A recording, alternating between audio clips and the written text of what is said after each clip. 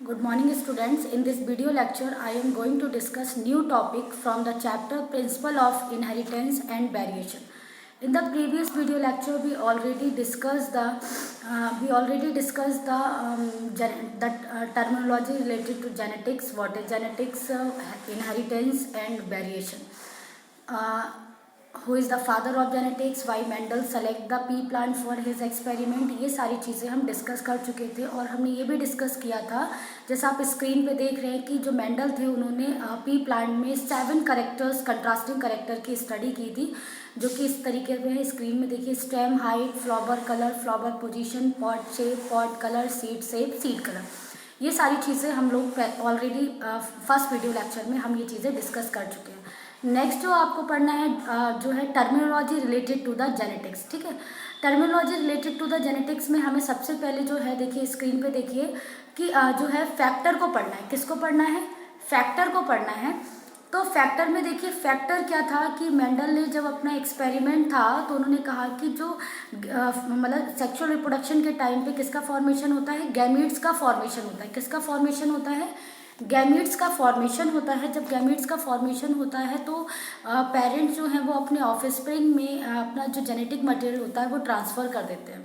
जो ट्रांसफ़र करते हैं तो उन्होंने जो ट्रांसफ़र था वो नहीं सेलेक्ट कर पा रहे थे कि क्या चीज़ ऐसी है जो मतलब ट्रांसफ़र की जाती है। तो उसमें क्या था, उन्होंने बताया कि फैक्टर जो है वो ट्रांसफ़र होते हैं।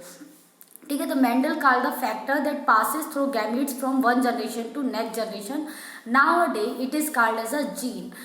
इस समय में जो फैक्टर थे उसको अब क्या कहा जा रहा है? जीन। एक्चुअली क्या था ना, जब मेंडल ने ये सारा अपने एक्सपेरिमेंट किया था तो उस टाइम क्या था ना, उस टाइम माइक्रोस्कोप डिस्कवर नहीं हो पाए थे, तो इसलिए उनको नहीं प्रूफ नहीं दे पा रहे थे वो किसी को कि ऐसी क्या चीज़ है जो पेरेंट्स से ऑफस्प्रिंग में ट्रांसफ़र होती है। बाद में क्या हुआ कि उनकी डेथ हुई 16 साल बाद, 1900 में जो था 3 साइंटिस्ट आए, कोरेंस, टेशरमार्क और जो थे हुगो डी ब्राइस, जिन्होंने क्या किया, मेंडल्स के वर्क की रिडिस्कवरी की और उन्होंने उस फैक्टर का जो नया न्यू नेम दिया वो था जीन। तो जीन से रिलेटेड कुछ क्वेश्चंस आते हैं जो आपको पता होना चाहिए। जीन से रिलेटेड जो क्वेश्चंस आते हैं उनको जरा समराइज कर लेते हैं। पहला आता है जीन के लिए स्पेशल जो स्टेटमेंट है वो है, gene is the structural and functional smallest unit of heredity. तो अगर कोई आपसे पूछ रहा है कि स्मॉलेस्ट यूनिट ऑफ हेरिडिटी क्या है, देन और आंसर इज जीन। ठीक है, अब क्वेश्चन आता है where it is located, these are located over the chromosome, on the chromosome. ठीक है, तो ये जीन्स ही है जो क्रोमोसोम जो है ना, सेक्सुअल रिप्रोडक्शन के टाइम में 50% क्रोमोसोम्स, मतलब 1 chromosome come from the father and 1 chromosome come from the mother, and these chromosome bears the genes which decide our character. वो हमारे करेक्टर्स को क्या करते हैं? डिसाइड करते हैं। ये सारी चीज़ें क्लियर थी। नेक्स्ट टर्म तो जो था वो जेनेटिक्स से रिलेटेड जो टर्मिनोलॉजी है वो है एलील्स।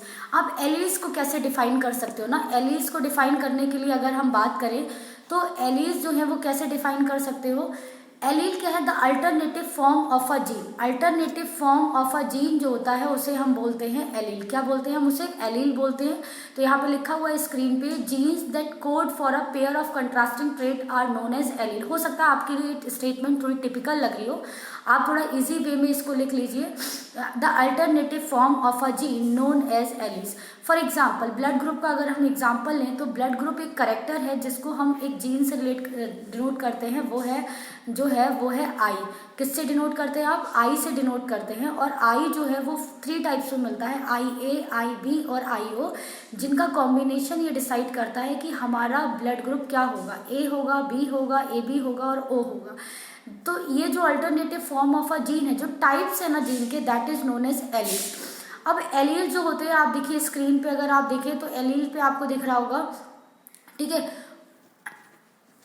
होमोजाइगस दिख रहा होगा आपको, homozygous or heterozygous. Homozygous or heterozygous की अगर हम बात करें तो होमोजाइगस में क्या है ना, होमोजाइगस जो होते हैं, अगर एलील्स आपको सेम टाइप के दिख रहे हैं ना, तो दैट इज हमेशा जो एलील्स होते हैं, अब क्रोमोसोम की बात करें पेयर में होते हैं, जीन्स भी पेयर में होते हैं, तो अगर एलील्स आपके सेम है ना तो वो कैसे हो गए? आपके होमोजाइगस हो गए। जैसे कैपिटल टी जो हो गया वो क्या हो गया? होमोजाइगस हो गया। अगर दूसरा देखा जाए कैपिटल टी और स्मॉल टी हो गया, वो कैसा हो गया? Heterozygous allele.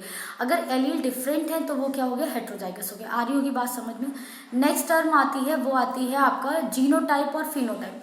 जीनोटाइप की बात करें तो genetic makeup of any organism that is known as genotype, मतलब जो जेनेटिक कॉम्बिनेशन उसके अंदर जो मिलेगा, क्रोमोसोम का जो कॉम्बिनेशन उसमें मिलेगा उसको आप बोलेंगे जीनोटाइप। अब फिनोटाइप, जीनोटाइप ही डिसाइड करता है फिनोटाइप क्या होगा, जो मॉर्फोलॉजिकल करेक्टर्स जो अपीयर होते हैं ना वो कहलाता है फिनोटाइप। जैसे कैपिटल टी और कैपिटल टी है ना, ये जो लिखा हुआ है ये आपका जीनोटाइप हो गया, लेकिन इसकी वजह से जो करेक्टर आने वाला है, मतलब जो टॉल आने वाला है जो आपको बाहर से दिखाई देगा, ये हमारा क्या हो गया, फिनोटाइप हो गया। ऐसे स्मॉल टी और स्मॉल टी है तो वो जीनोटाइप हो गया, उसकी वजह से डॉर्फ हो गया। बात समझ में आ रही है ना, तो ये जीनोटाइप हो गया और फिनोटाइप हो गया। जीनोटाइप ही डिसाइड करता है कि हमारा फिनोटाइप क्या होगा।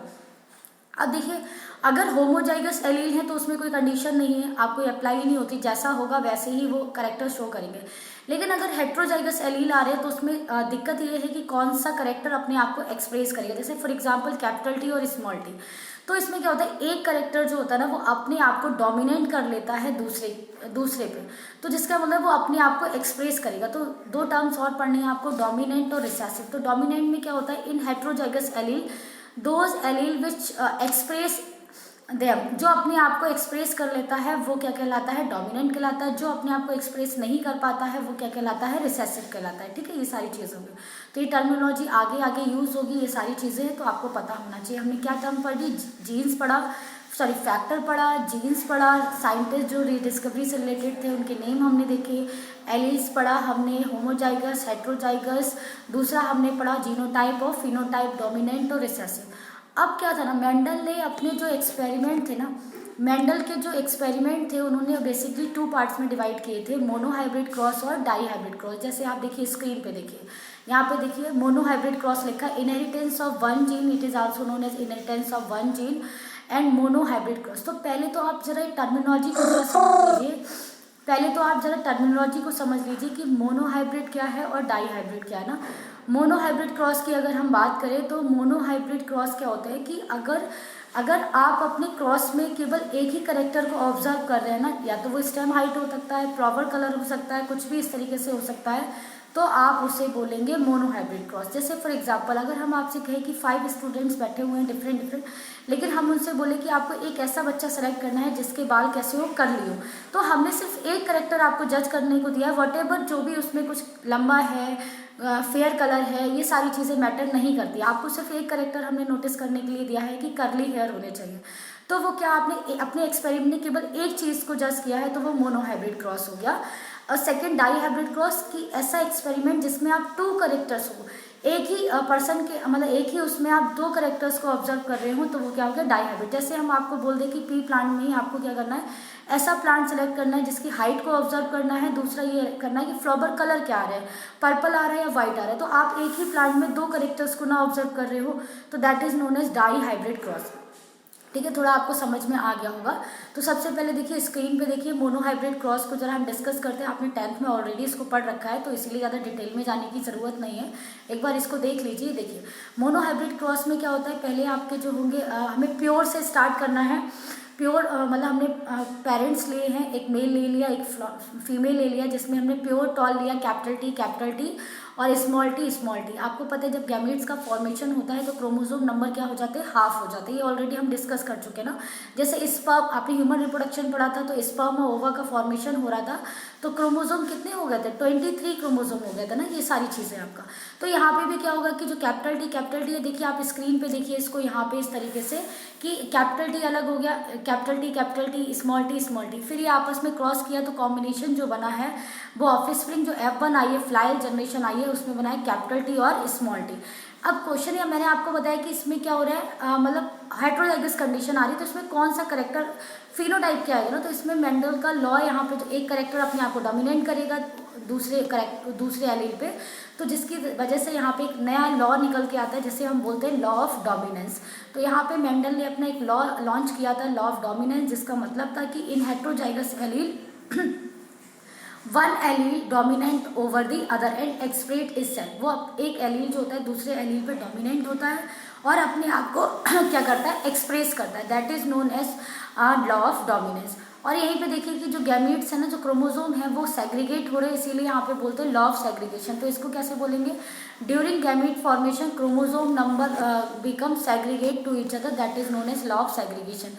तो ये सारी चीज़ें थी। फिर क्या किया, मेंडल ने देखा कि सारे प्लांट जो थे F1 जनरेशन में वो कैसे आ रहे थे, टॉल आ रहे थे, ड्वार्फ तो आए ही नहीं। तो उन्होंने क्या किया, उन्हीं के बीच में सेल्फ फर्टिलाइजेशन कराया, उसमें से एक मेल सेलेक्ट किया, एक फीमेल सेलेक्ट किया, जैसे आप देख रहे हो वो उनके सेकंड पेरेंट्स हो गए। उसके बाद उनका गैमेट्स फॉर्मेशन किया, तो उन्होंने देखा कि one plant capital T genotype दिखा रहा था, 2 plant capital T small T, और चौथा दिखा रहे थे स्मॉल टी। आप बॉक्स में देख सकते हो, पनेट स्क्वायर में देख सकते हो आप इसमें। तो यहाँ पे देखिए फिनोटाइप की अगर हम बात, जीनोटाइप पहले डिसाइड करते हैं, तो जीनोटाइप जो आ रहा है कैपिटल टी स्मॉल टी। तो जीनोटाइप जो आ रहा है 1:2:1, क्या आ रहा है 1:2:1। और यहीं पे फिनोटाइप की बात करें तो कैपिटल टी जो प्लांट होगा वो टॉल होगा, कैपिटल टी स्मॉल टी वाले जो प्लांट होंगे वो भी टॉल होंगे, स्मॉल टी वाले होंगे वो क्या होंगे, डॉर्फ होंगे। तो जो फिनोटिपिक रेशियो आएगा वो आएगा 3:1। तो ये सारी चीज़ें आपको क्लियर होंगी। मोनोहाइब्रिड क्रॉस ये ज़्यादा टिपिकल नहीं है, आपने 10th में भी इसको पढ़ रखा है, ये सारी चीज़ें भी। तो नेक्स्ट हम जो आते हैं कुछ टर्मिनोलॉजी और रिलेटेड करते हैं। यहाँ पे देखिए एक टेस्ट क्रॉस के बारे में दिया गया है। टेस्ट क्रॉस क्या होता है, आप ये जानना चाहते हैं कि जो प्रोजेनी आई है ना वो होमोजाइगस है या फिर हेट्रोजाइगस है। तो इसको जानने के लिए हम क्या करते हैं, जो अननोन ऑफस्प्रिंग है ना उसका क्रॉस जो है हम पेरेंट्स से करा देते हैं।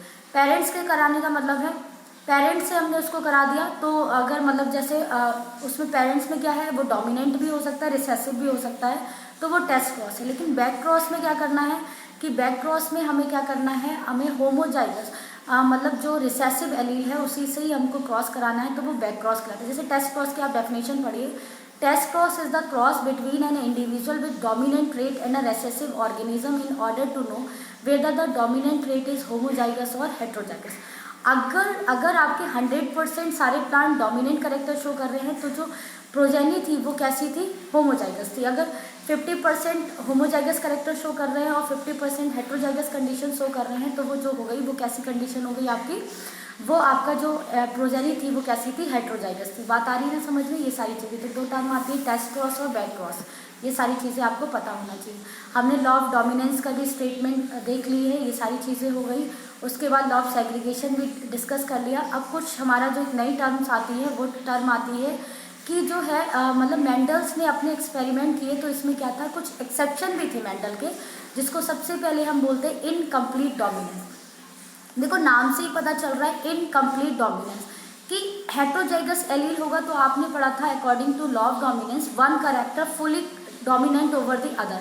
लेकिन यहाँ पे नाम से ही पता चल रहा है इनकम्प्लीट डोमिनेंस। इसका मतलब ये है कि जो डोमिनेंट करेक्टर है ना वो पूरी तरीके से दूसरे करेक्टर पे, दूसरे एलील पे डोमिनेंट नहीं हो पाएगा, तो उसे हम बोलते हैं इनकम्प्लीट डोमिनेंस। तो देखिए क्या लिखा हुआ है स्क्रीन पे, देखिए incomplete dominance is the phenomena of neither of the two allele being dominant so that expression in the hybrid is a fine mixture or intermediate between the expression of two alleles. मतलब उसमें दोनों ही एक दूसरे को express नहीं कर पा रहे, तो दोनों का मिक्सचर बनता है दोनों का, that is known as incomplete dominance. और ये जो है कुछ प्लांट इसमें एग्जाम्पल दिया स्नैप ड्रैगन, जिसका दूसरा नाम है मिराबिलस जलापा, एंथ्रेनियम माजूस, डॉग फ्लावर, फोरोक्लॉक प्लांट, ये सारे जो है एक उसके नाम है जिसमें ये जो है आपको इनकम्प्लीट डोमिनेंस देखने को मिलती है। इनकम्प्लीट डोमिनेंस जस्ट लाइक आपको मोनोहाइब्रिड क्रॉस की तरह करना है। इन्होंने देखा कि जो स्नैपड्रैगन है उसमें 2 तरीके के फ्लावर आ रहे थे, रेड और वाइट। तो रेड के लिए इन्होंने जो आपने स्क्रीन पे देखा है कैपिटल आर, और वाइट फ्लावर के लिए small R. Law of segregation follow होगा, कैपिटल आर अलग हो जाएगा, स्मॉल आर अलग हो जाएगा। F1 जनरेशन में जब आप क्रॉस कराएंगे तो आपको कॉम्बिनेशन जो मिलेगा, जैसा देखो ये स्क्रीन पे देख रहे हो आप, कैपिटल आर और स्मॉल आर। तो मेंडल के अकॉर्डिंग अगर जाएं आपको तो क्या आना चाहिए था, फ्लावर जो कलर आना चाहिए था वो रेड कलर आना चाहिए था, लेकिन यहाँ पे जो फ्लावर आए वो पिंक कलर के आए। किस कलर के आए, पिंक कलर के। तो ये मेंडल का एक्सेप्शन हो गया ना। फिर उसके बाद इनके बीच में जब सेल्फ कराया गया, जैसे जस्ट मोनोहाइब्रिड में कराया गया, कैपिटल आर स्मॉल आर में कराया गया, तो जीनोटिपिक जो रेशियो आया वो आया 1:2:1। लेकिन जो फिनोटिपिक रेशियो आया वो भी 1:2:1 आया। मतलब जो कैपिटल आर था वो तो रेड के लिए था, ठीक है। जो कैपिटल आर था वो रेड के लिए था, कैपिटल और स्मॉल आर था वो आपको मोनोहाइब्रिड क्रॉस के अगर अकॉर्डिंग जाए तो वो रेड होना चाहिए था, लेकिन ये इनकम्प्लीट डोमिनेंस है इसीलिए यहाँ पे पिंक कलर आया, और स्मॉल जो आर था जो वाइट कलर का था। तो ये इनकम्प्लीट डोमिनेंस का जीनोटिपिक और फिनोटिपिक रेशियो है। Genotypic ratio and phenotypic ratio are same in the incomplete dominance, that is 1:2:1। Example की अगर हम बात करें तो मिराबिलस जलापा और 4 o'clock है, एंथ्रियम माजुस है, ये सारे प्लांट हैं, मतलब एक ही प्लांट के नेम है जो आपको पता होना चाहिए। उसके बाद दूसरा जो एक्सेप्शन आता है वो आता है कोडोमिनेंस। जैसे नाम से ही पता चला है, को एजुकेशन से आप क्या समझते हो, मतलब साथ साथ ना, जहाँ पे गर्ल्स और बॉयज़ को साथ साथ पढ़ाया जा रहा है वो क्या एजुकेशन हो गई। अब कोडोमिनेंस क्या, हेटेरोजाइगस एलील है, उसमें दोनों ही करेक्टर, मतलब कोई भी डोमिनेंट नहीं है, दोनों ही अपने आप की डोमिनेंसी शो कर रहे हैं, 50% मतलब इस तरीके से सारी चीज़ों को शो कर रहे हैं, तो उसको आप बोलते हैं codominance.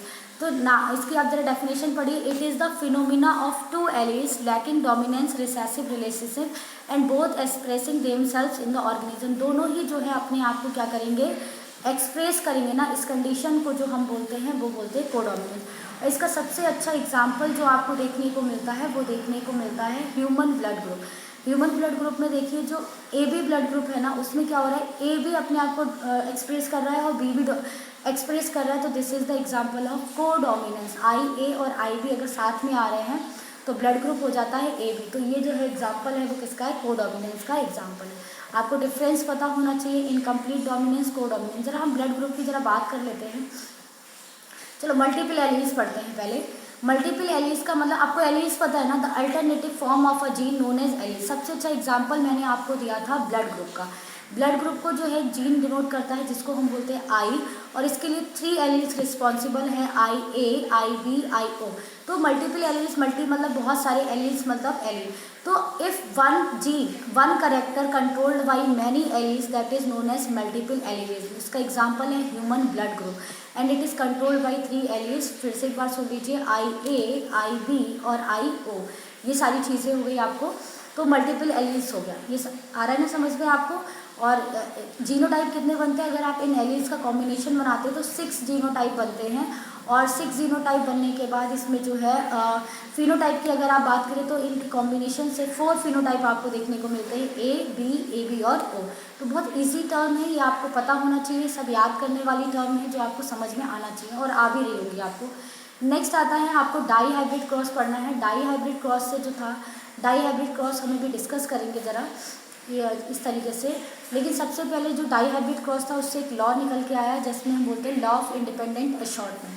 Actually dihybrid cross में आप 2 कंट्रास्टिंग करेक्टर को मतलब स्टडी कर रहे हैं, तो इसमें क्या होता है, इसकी सबसे अच्छी दिस लॉ स्टेट दैट, जब ध्यान से इसको स्क्रीन पे देखिए, the law states that when 2 pairs of traits are combined in a hybrid then segregation of one pair of character is independent of the other pair of character। जैसे for example आपने क्या करा है, Mendel के अगर according चले आप तो आपने देखा था कि फ्लावर कलर और सीड कलर की बात की थी आपने, मतलब येलो मतलब राउंड और येलो, रिंकल्ड और ग्रीन। तो कैपिटल आर कैपिटल वाई से जब आप डिनोट करेंगे तो सेग्रीगेशन होगा ना, तो कैपिटल आर जब अलग होगा तो उसका सेग्रीगेशन जो है वो मतलब जो है उस पर डिपेंड नहीं करेगा, कैपिटल वाई पे डिपेंड नहीं करेगा। कंट्रास्टिंग करेक्टर जो होते हैं उनका सेग्रीगेशन जो होता है वो इंडिपेंडेंट टू ईच अदर।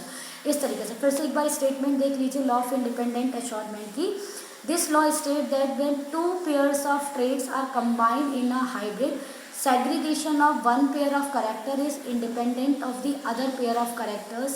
ठीक है, ये सारी independent of the other pair of characters, ये सारी चीज़ें हैं। जब आप ये क्रॉस करेंगे तो आपको कुछ इस तरीके से मिलेगा। इसका जो जीनोटिपिक रेशियो है, ये जब हम अभी बोर्ड पे इसको करेंगे तो डाई हाइब्रिड क्रॉस को हम आपको एक्सप्लेन करेंगे, लेकिन एक बार बस इसका ऐसे पढ़ लीजिए आप कि इसका जो जीनोटिपिक रेशियो आता है वो आपका जो है आता है। फिनोटिपिक रेशियो की आप बात करें तो 9:3:3:1 आता है।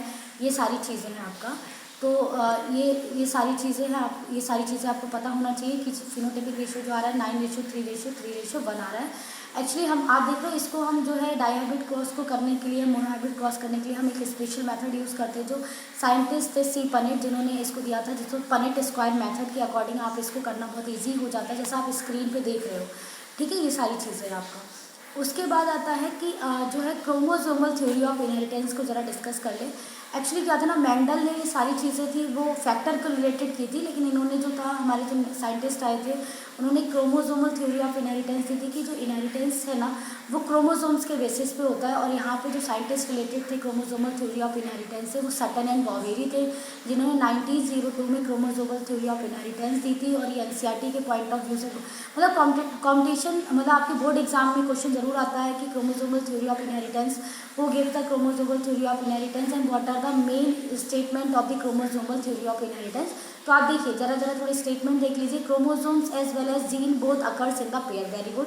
उसके बाद है कि क्रोमोसोम, और ये हम ऑलरेडी पहले ही डिस्कस कर चुके हैं, ये हमेशा पेयर में होते हैं। The two alleles of a gene pair are located on the same locus on homologous chromosome. जो एलील्स होते हैं वो जीन पेयर होते हैं, वो सेम होमोलोगस क्रोमोसोम पे लोकेटेड होते हैं, ठीक है। ये सारी चीज़ें थी। उन्होंने कहा कि जब गैमेट्स का फॉर्मेशन होता है तो क्रोमोसोम क्या हो जाते हैं, सेपरेट हो जाते हैं, ये सारी चीज़ें थी। जीन भी सेपरेट हो जाते हैं, ये सारी चीज़ें थी। उसके बाद क्या था, इंडिपेंडेंटली ये क्या होते हैं, पेरेंट्स से उनके ऑफस्प्रिंग में क्या होते हैं, ट्रांसफ़र होते हैं, और यही जो है उसके लिए हेरिडिटी के लिए क्या है, रिस्पॉन्सिबल है। तो ये सारी चीज़ें थी। दूसरा टर्म आता है लिंकेज।